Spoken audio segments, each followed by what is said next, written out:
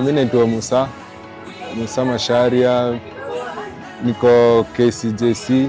KCJC inamaanisha Kayole Community Justice Center. Tuko located Kayole.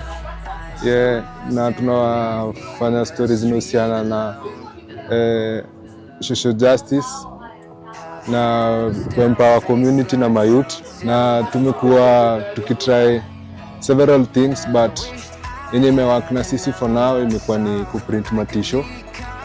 Tunakuwa tukiprint matisho za kama organizations, individuals, burials, weddings, na hiyo imempa mavijana wengi sana wa center. Hiyo shughuli inafanywa na more than 7 people, hiyo mashini moja. Juu kuna wale wase wanaendea matisho, wanashughulika venye utapata tisho. Kuna wase washughulika venye utapata sticker.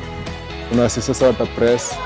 So ukiangalia wase wengi sana, kwa hiyo chain ya hiyo tisho iko complete. Iko na wase wengi sana wenye ina empower. Challenge ya kwanza tulikuwa tunapitia before tupate machine ilikuwa ngani savings. Everywhere unaenda unaulizwa una saving, na uwezi save kama umake income. Tuko na source of income yenye ni reliable, yenye tungesema ungeenda huko nje useme naweza fanya kazi kama hii, kama center. Hatukuwa na kazi yenye inaweza ingizia center do.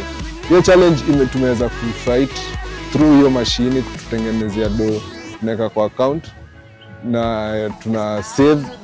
Na bado wale wasi walikuwa hawana shughuli wanaweza fanya, ile kazi ikikam tunawapea first priority.